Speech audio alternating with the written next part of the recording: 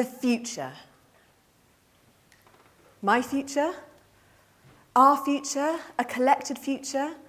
What do we mean when we talk about the future? Because as a final year student, that whole concept is terrifying.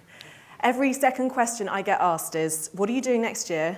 And what are your future plans? And so often, I don't really know where to begin. I have so many ambitions, expectations, things I want to be, things I want to see, things I want to do, things I want to become, that I sometimes end up feeling a bit paralyzed. So when I started to think about this question, how to be okay in the future, I thought perhaps I needed to take myself out of it. Instead, I thought, who illustrates a future for me now? And two groups came to mind. The first were my parents, and the second were a group of elderly residents who I cared for when I was a healthcare assistant in an old people's home in my town. I love my parents. They are inspirational. They've been fantastic to me my whole life. But I've never really considered myself to be someone to just follow in their footsteps.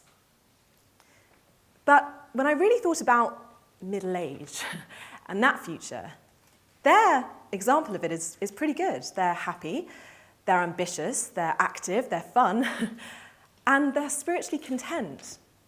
So that image of a future is actually, it's not too bad. But the elderly residents, that was a whole different kettle of fish. I worked there for 2 summers, and age looked to be something that maybe I feared. Many of the residents were bored. Many of the residents were lonely. But there was more to the picture. It didn't stop there. Some of the residents I cared for had the most incredible stories, still had passions, still had ideas, and were still pretty active. So today, I'd like to talk to you about this whole concept of age and this whole notion of growing older, because I don't think it gets enough airtime, especially for people my age. And to do this, I'd love to share with you 3 stories. And the first one is actually about my mum. About 5 years ago, we went to a family party, and it was celebrating the birthday of one of my great aunts. And about 6 months before this party, my mum had made the decision to go grey. She was going to take the plunge. She was going to stop dyeing her hair, and she was going to let her natural hair colour come through. And I admired this hugely, because it was costing her. It was costing her time, it was costing her money, and it was actually costing the quality of her hair. Her hair was being damaged. But she has dark hair like me, and the silver that was coming through was pretty evident, and I'm pretty sure people said to her, Venetia, why don't you just keep dyeing your hair? You know, retain your youth for as long as possible. And my dad had, and still has actually, a full head of brown hair. So there were many reasons why she could have continued to try to look young, but she didn't. And at this party, a friend of hers came up to us, and he himself was a pretty handsome silver fox. And he came up to us and he said, Venetia, your hair is beautiful. And her reaction was as beautiful as his compliment. She was so flattered. I think it must have genuinely been the first time someone said to her, you as a 50-something, you as growing older, you are beautiful.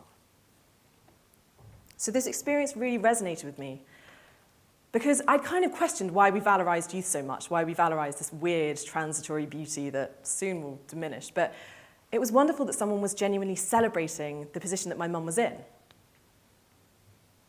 So I'd implore you all to acknowledge the aging process, because I kind of hope we all do get old. I don't think it's something that we should dread. So that's the first step, acknowledgement. We're going to get old. The second story concerns an elderly gentleman, and he's one of the gentlemen that I cared for in this care home. And he'd had a bit of a hard time. Over the course of about 6 months, his health had really deteriorated, and it had knocked his confidence a hell of a lot. And this was a gentleman who previously had been very stubborn, quite sparky, very funny, but something had kind of gone. Something of his life, something of his spark had kind of gone out.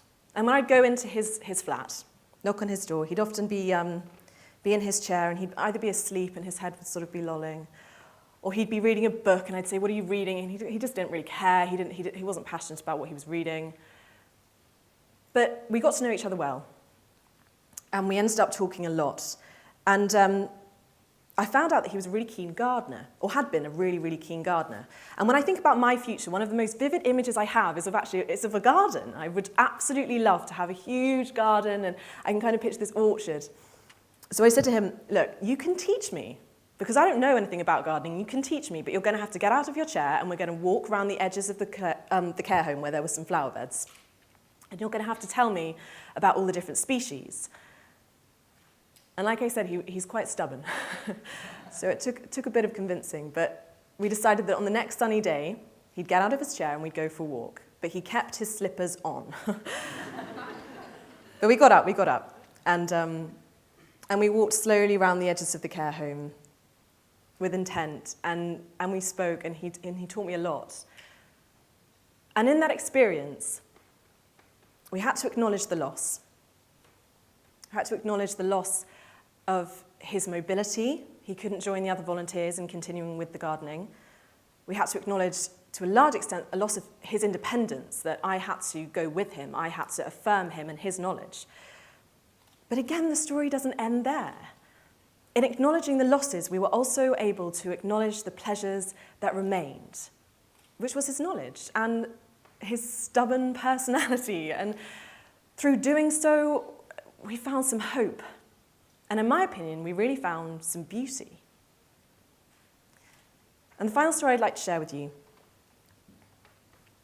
also paints a slightly less, maybe optimistic view of age than my mum and her celebratory spirit. It's about a photojournalist called Maggie Staber. And she documented all kinds of things. She documented famines, she documented war zones, but when her mother was diagnosed with dementia, she turned her lens towards her own personal life. And in the final stages of her mother's illness, she took quite a lot of photographs, and they're really moving photographs. But she also made a film. And the film was called A Rite of Passage. And when Maggie talks about this film, she acknowledges how difficult it was to see her mother in that situation, and how there were many elements to that whole journey which were incredibly painful. And she also talks about this sense of guilt, which I've heard a lot, especially after my last talk. Lots of people have said, what do I do? If my parents ill, they're old, what do I do? Am I meant to care for them? And she had this nagging sense of guilt, this voice in her head that was saying, whilst you were across the world pursuing this phenomenal career, should you not have been by your mother's side, by the mother who gave birth to you, who put flesh on her bones? But again, Maggie spoke about more than the pain and the illness and the medical side of things and the guilt. She spoke about liberation, the liberation that her and her mother got from leaving behind the roles of mother and daughter that had dictated the rest of their life. They both had to face this situation together as equals. She spoke about the strength and the courage that came with having to employ carers to live in with them both. And finally, she spoke about beauty. She spoke about how fragile life is and how beautiful it can be. So when we think about age, maybe we need to change the way we even just talk about it. Instead of saying, I'm so old, say, I'm so old. If we change the dialogue and if we change our language, we can begin to celebrate every single stage of our life from when we're little. And we can dance around Sainsbury's singing and, no one cares. And when you're a teenager and you go through every identity crisis under the sun, and standing here today thinking, I've got to take a step into adulthood pretty soon. I'd implore you to see hope in a future and acknowledge that every single stage of life can have beauty.